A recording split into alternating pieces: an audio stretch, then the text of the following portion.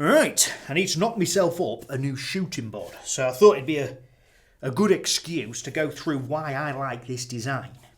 And that's something I get asked quite a lot about. It's basically so bloody simple. You know, why isn't it complicated? And the main reason is I like simple. This thing doubles up. It's a bench hook and a shooting board all in one, which means I ain't foraging around for multiple bloody boards. You know, I can just pick this up. It always sits under the bench. You know, this, I've got me bloody quick grip clamps, a couple of twist sticks, and that's basically all I keep on my bench, and that. If it isn't under there, it's sat there. And that's another reason. It's small. Look how light it is. You know, that ain't taking up my bench space. But as you can see, these lovely, nice shooting boards, which are much bigger, you know, normally made of like sandwiched sheets of ply. And I just find that I ain't leaving that sat on the bench. It's taking up too much room. So you're constantly picking the bloody thing up and hanging it up. As well as this, it's just never in the way. Now the main difference to most shooting boards is the fact that it doesn't have that shelf that holds the plane, that supports the plane. You know, if I grab a bit of an offcut, you know, you see a lot of them, and it's much more like that. See, we have that shelf. So when you put it down on the bench, your plane sits on that, and it's an all-in-one. This design omits that. And the reason we've got rid of that is so it can be used as a bench hook. So instead, what you do is you drop it on the bench, and the plane then rides against the shooting board and the bench top itself. So that's the only negative, really. You've got to keep your bench top in some sort of order, and I'm not known for that. You can see, once it gets going, there is very little difference in the function. And of course, the reason that you want your bench hook to have the fence, you know, you don't want that shelf in the way, is because you're going to have that on the end of the bench. You know, you want your saw to be able to run down the side of the bench if you're cutting a through cut or something like that. So that's pretty much the reasoning behind its simplicity. Another thing, I suppose, is the construction. I do work with ply sometimes, but not often. So my offcuts are more likely to be real wood. You know, bits like that would make a shooting board. I've normally got bits of gash wood kicking about, as well as I don't often have a few nice squares of ply.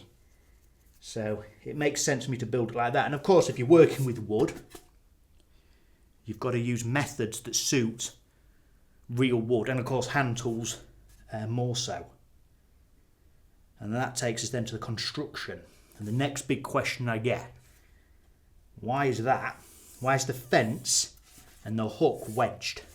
Why are there those tapered shapes? And they basically, having it like that serves a couple of purposes. The first one is that when it goes together, it stays together. You imagine if that was just a straight housed in joint, sure that is, just rebaited in. If that was straight, as the wood starts to do its moving about thing that it always does, that would eventually loosen. So what I'm able to do is when we make that joint, because it's wedged, we stick it in with a bit of glue, we give that some welly. That really tightens that joint up. So it never comes out, it'll never loosen up. And the second is we want to keep this board flat, or flattish, for as long as possible. And this one, despite its age and all the movement it's done, it's actually still dead flat. There's no cup. And that's because we build it out of softwood. So softwood's elastic, it's very bendy. And that's what I like about it. That's why you should always use softwood for jobs like this. And when you wedge this in tight with the glue, and the same underneath, so you've got two of them, just that friction of the tightness keeps that flat. Just having that joint tight. You know, it don't want to move on us as much. So it gives it some longevity, basically. Now the reason I'm making a new shooting board is because this one's warped, and that's something that this design don't take into account. It don't really need to, because most of the time you don't leave your shooting board on the back of your lorry. And what it's done is it's twisted.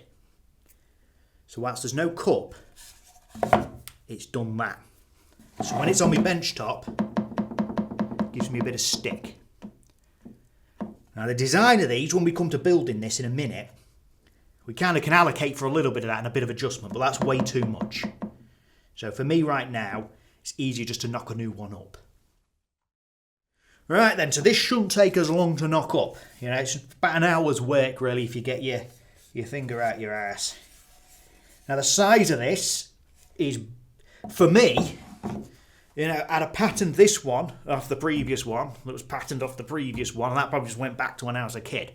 So there's no real science to behind the size of this. Now I much prefer to shoot with a bigger plane.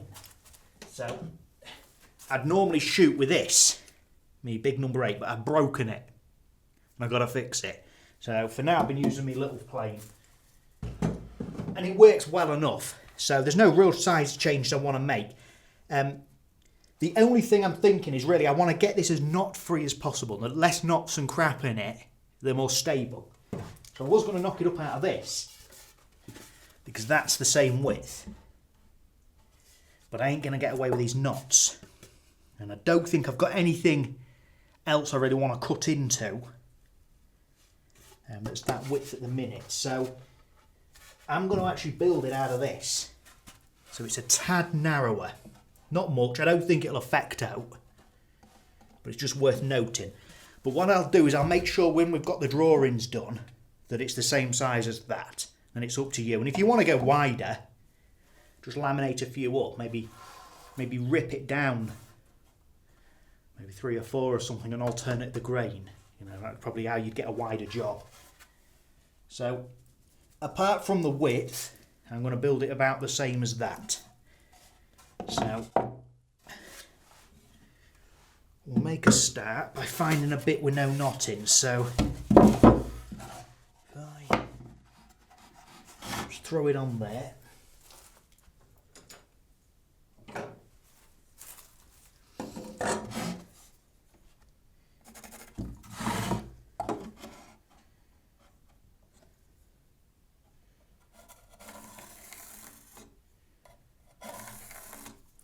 What I'll do is I'll make it a tad longer than it needs to be, because I think it's just easy to get them joints in.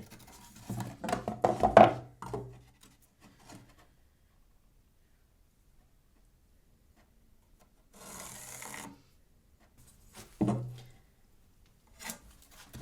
this is worth noting actually, because this board's got a bit of a cup in. If you see when I put my square on, you can see how it can roll.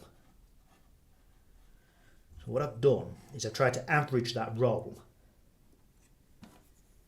and make sure I draw my line fairly vertical, because what you actually can find is when you strike your line, you end up actually putting a bit of a curved line in, and when you come to cut it, you're thinking to yourself, Christ, I'm sawing all over here, but you're not. Your line's gone all over. The saw's actually going pretty straight. So that's just worth noting. Not that this needs to be accurate, but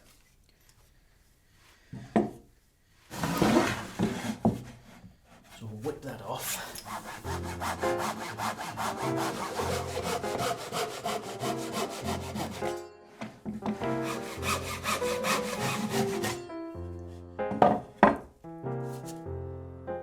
I want a good bit of thickness off this board, so I start with a roughing iron and I take a good bit off both sides, getting it somewhat flatter than it started.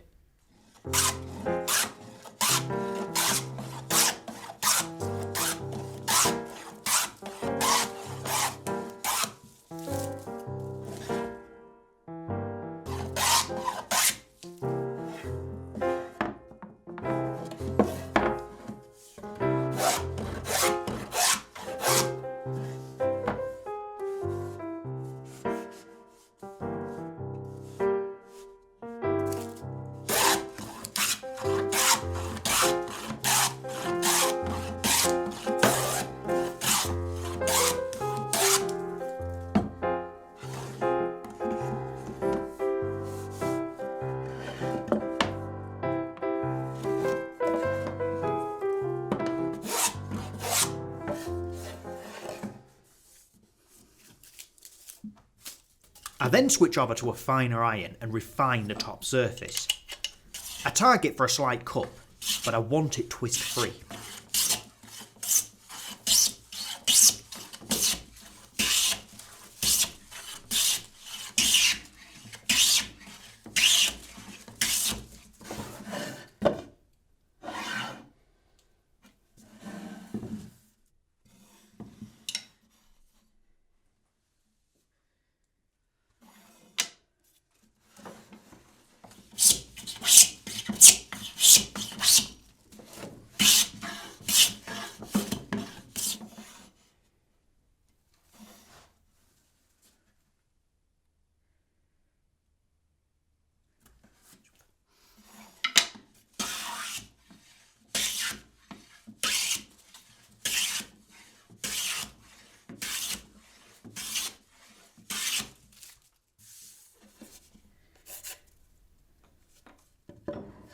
Off that face, I square the edges up.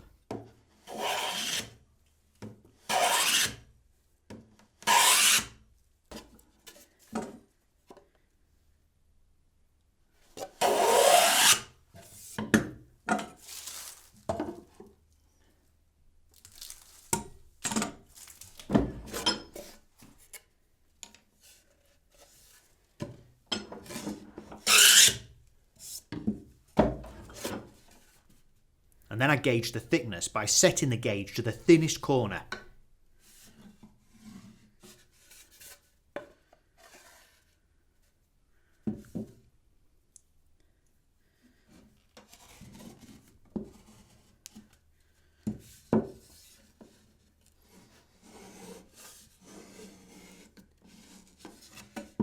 And then plane down. And again, a slight cup here is good.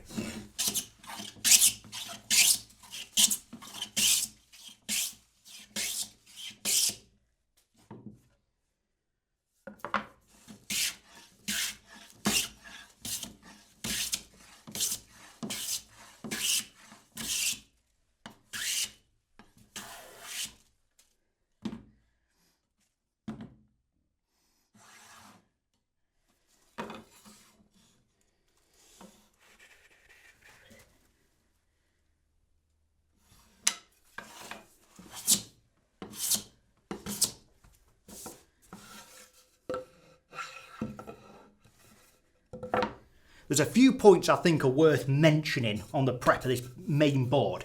None of them are actually critical, but I do think they go a long way to helping. Now the first is that it's thin. You know, I'm well under 3/4 of an inch there, and the reason for that is for that fence and hook to actually act as culls. And the thinner this is, the more bendy it is, so the more kind of chance they've got. Now the other thing I've done is, if you look, I'm going to position the grain on the end. Now if you're going to make this out of something laminated, this is less worth worrying about, but I like to have it, you see how it's like a U. Now as this dries out, which it always does, they're going to straighten out more. So the underside is basically, as it's going to cup. It's going to cup a little bit as it dries. So that means it's going to sit on the bench much better. So you can see now it sits well. There's no real rocking on it. It might adjust a little bit when I put them culls in, but we can make adjustments later to make sure it does sit. And by having it so it always cups to the bench is going to give us far more future possibilities to keep it flat, basically. So I do think that's quite important.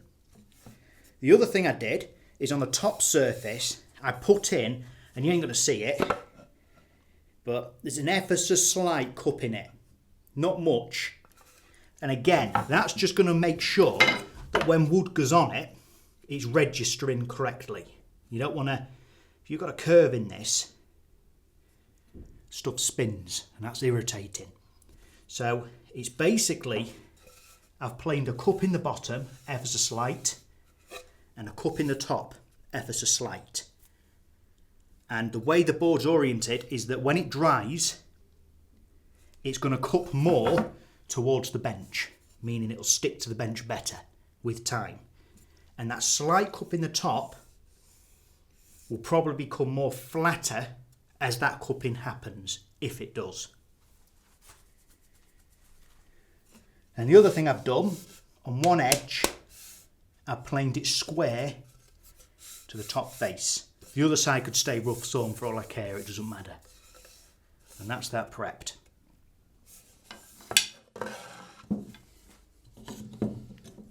Right then, on to the fence and hook.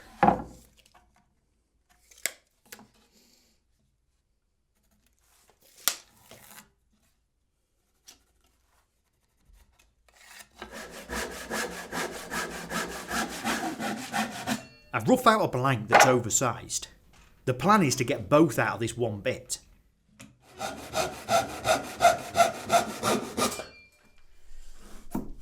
I then plane a face flat, but this time I want to maximise the thickness, so I start with a finer iron.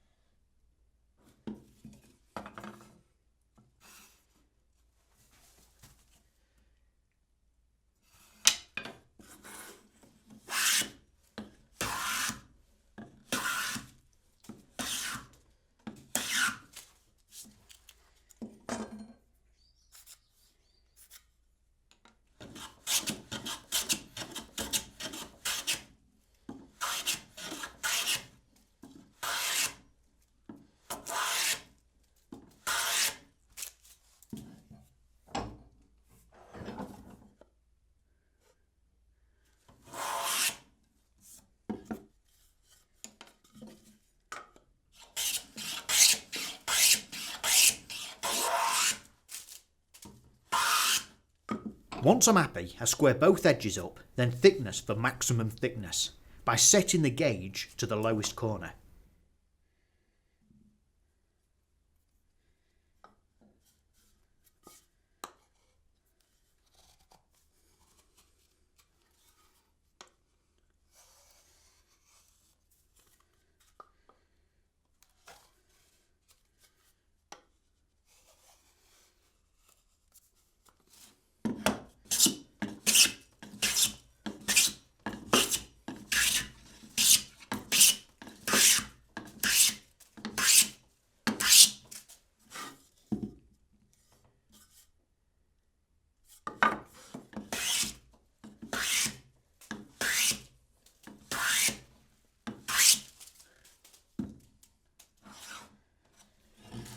So the plan here is to try and get both the fence and the hook out of the same piece. So what I've done, got a good flat twist-free face, and this is going to reference into the shooting board.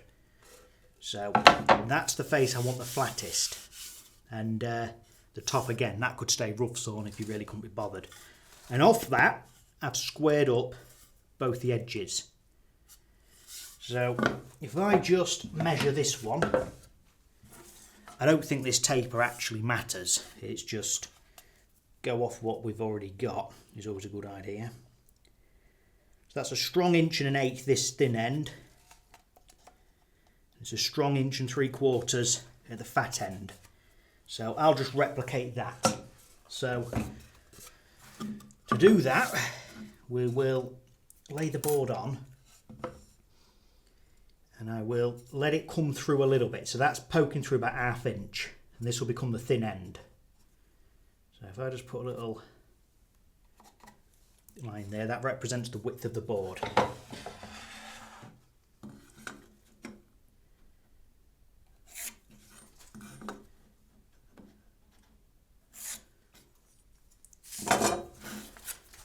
So we'll do thin end here, so 1.1 inch strong.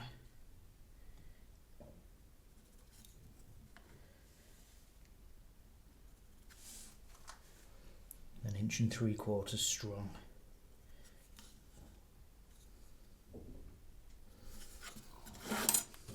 Let's join the dots up.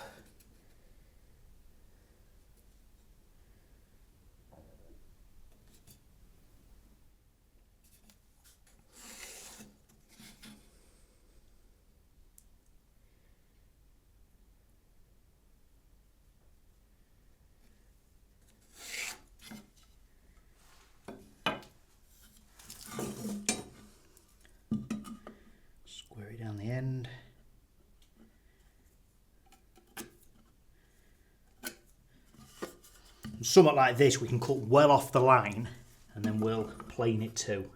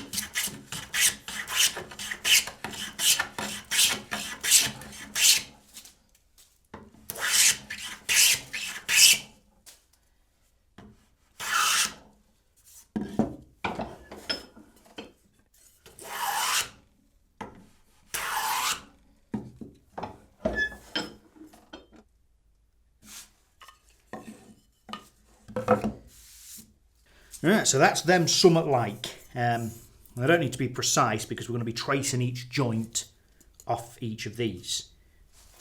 So we'll just basically mark them out, pattern them. Now what I did is when I thicknessed these, I made them a bit fatter. Or basically I got them as fat as I could out of the rough sawn board. And that's really because we're going to lose some of the thickness when we set it in. And you want to keep your fence fairly fat because then at least it's going to offer some support when you're shooting through. Stop any sort of ragging out or help prevent it anyway. So what we're going to do is we're basically going to eyeball it. So there's a bit of overhang. I can cut it down if I need to later. And we'll use the square to set it, and then we'll just knife some lines in, and they'll be fairly precise. So what I'm going to do is I want this overhang here to not be too much, let's say about 1/2 inch or something like that, maybe just a bit under, because when we pound on this and we set it in later, it'll obviously drag it to us and we can cut any excess off. So let's grab my knife. We'll get the position for where the square's going. So about there. And I'll actually use my knife against the square for this first edge. And this is because this is the reference. We want that as square as possible. So just lightly. And bring your fence in. Press it against the square, you can get rid of that then. And then we'll come in along the other edge. And again, dead light. And you can just see our faint lines. Now this second line may have a little bit of wonder on, and that's because you've traced it against wood. That's always going to happen. Whereas this first one is going to be true, because we did that off the square. So we'll just deepen those a bit. Just lightly build pressure.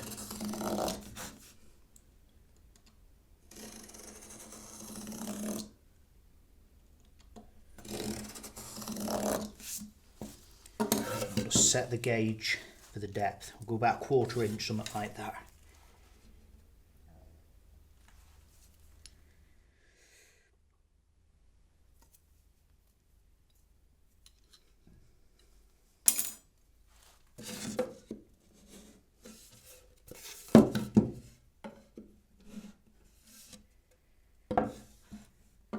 Right, so there's a few methods of chopping this, and the main thing we've got to be concerned about really is getting this line here fairly precise.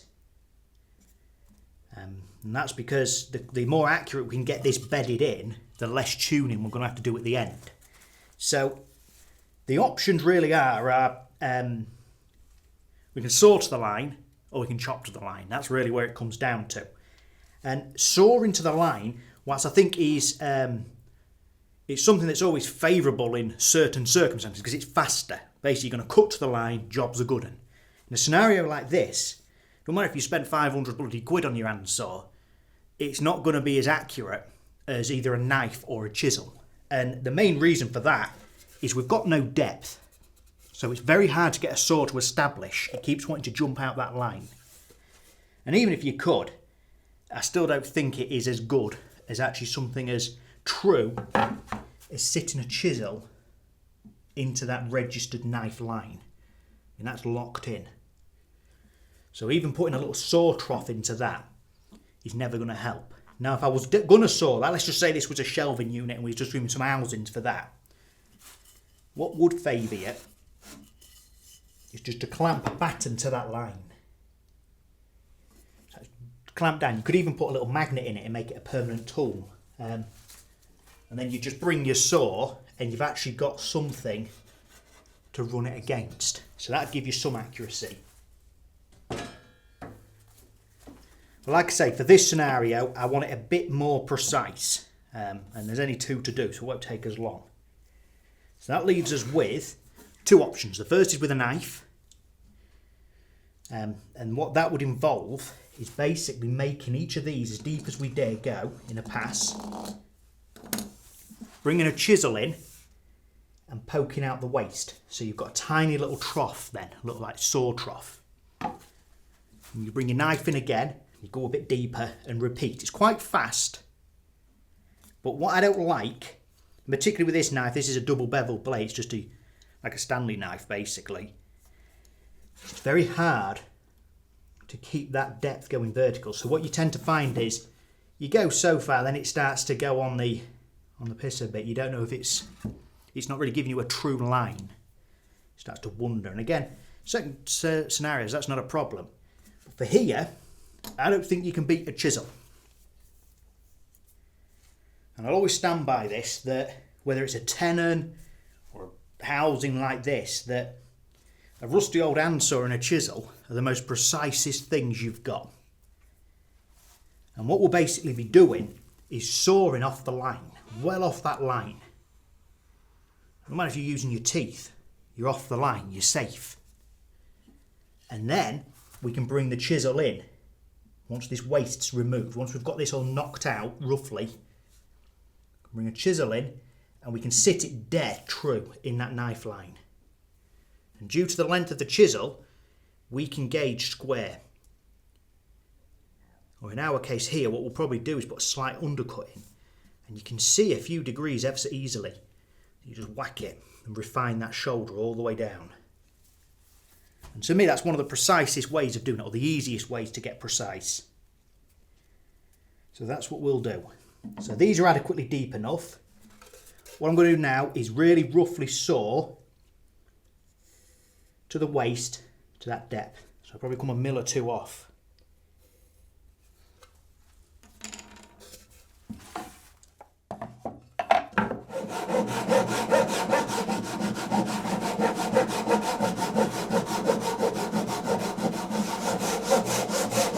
Even though this is just a rough cut, you can imagine just how hard it'd be to cut to the line precisely.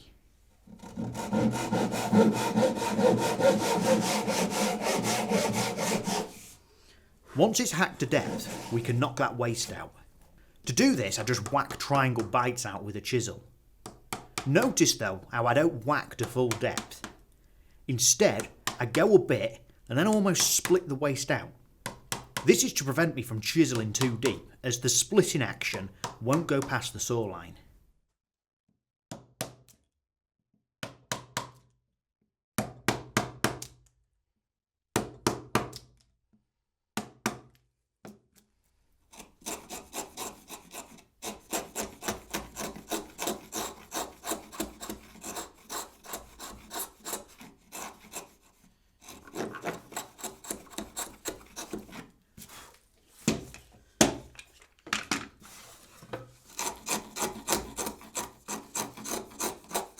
I then pare the majority of the waste out with a chisel and refine to the depth lines with a router.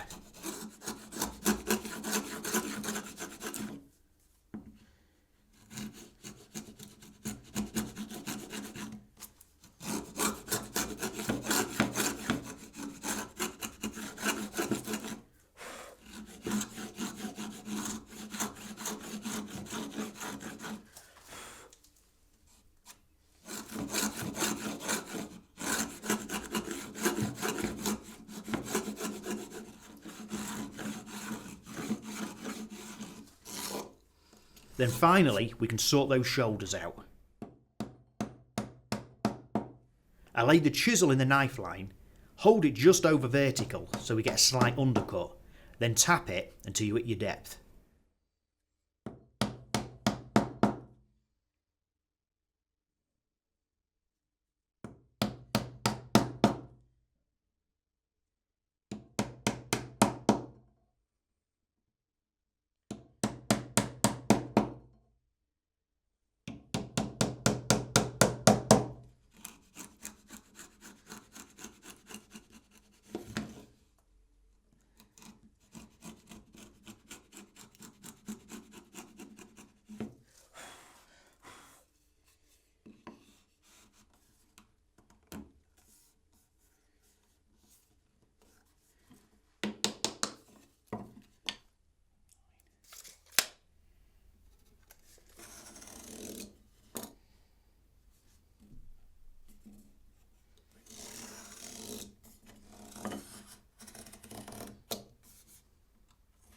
The hook is then cut out exactly the same.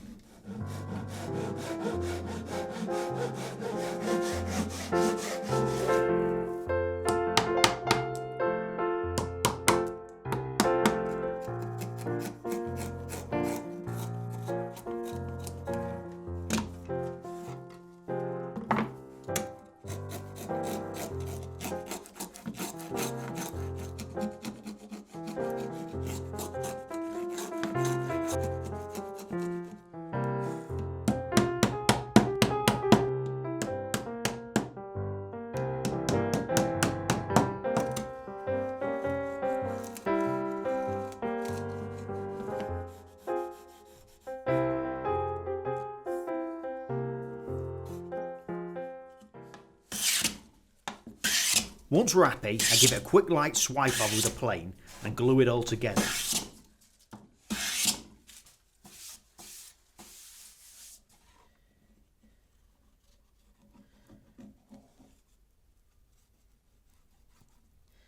I use plenty of glue and press the fence in.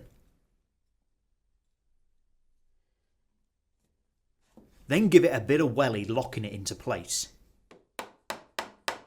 By having that slight undercut, it'll really help it all bite in.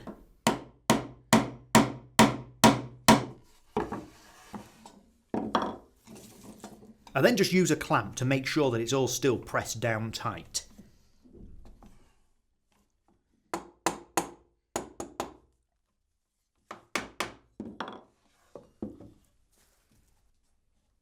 And once that's had 10 minutes, I do the other side.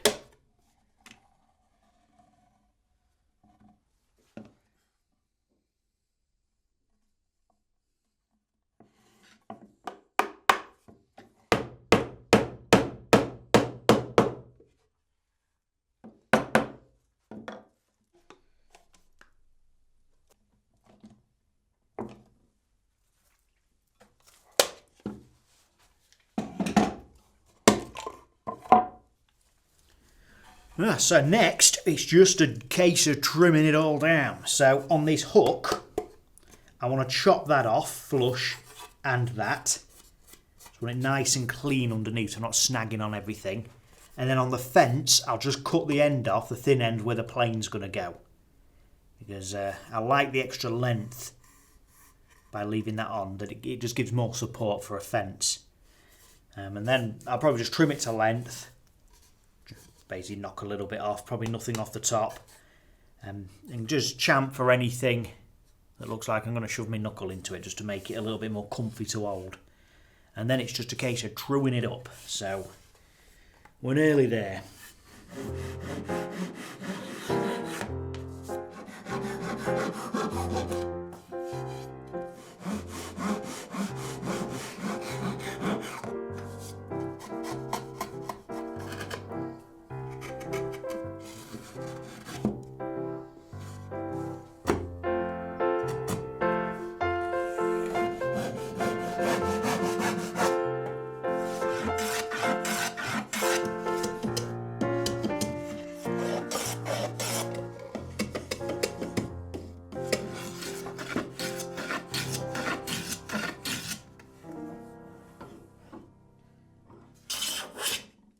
After I've got all those bits cut off, I give the reference edge a quick swipe to make sure it's all flush.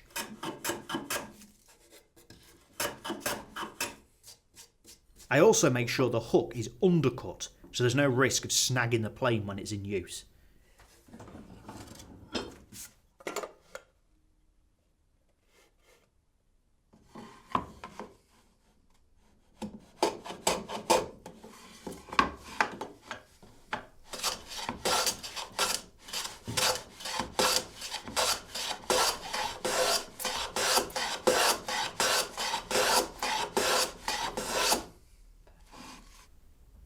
Then it just needs a test, and the job's a good one. Well, we hit that in one, and I think that goes to show really the accuracy of a knife square and a chisel. Putting it into that initial line we made for the fence. So what I do basically, the reason I like these, this design of board, is how easy it is to adjust. You know, it's not one of these that you've got to start knocking a fence about, or even those with a second shelf with a fixed fence, they can be very hard to adjust. As well as what we can do with this is if we planed this and it was all cockeyed, we can then basically correlate this square edge. If you imagine you can adjust it, you can move it. So that adjustment can come from planing down here. So all you've got to do is throw this back in the vise and probably just take a bit more off this end. Just a light taper or the other way, and then check again. And just keep doing that until you get it right. But if you've done it in this method, you should almost get it in one. I don't very often have to adjust these. And that's basically it. Now I don't use a shooting board that often. For me it's more of a bench hook, but they are very handy to have. And of course, if you was wanting to really set yourself up, repeat this process, build another one exactly the same, except this fence, you can use your square, just a combi square normally does it, and you can make it 45. And you've got a 45-degree one or a bloody 90-degree one. I very rarely do miters, so I tend to just do them freehand if I'm going to do them. Now, I've got a 45-degree one somewhere, it's probably in a pile over there with the rest of it. But that's it, it's a new shooting board. So that one can go back under there now. If you fancy knocking one of these up and you want a plan, then you'll find a link somewhere down there, and it should take you to it. And if you want to learn a bit more about hand tools, then there's loads more on our website and in our project builds.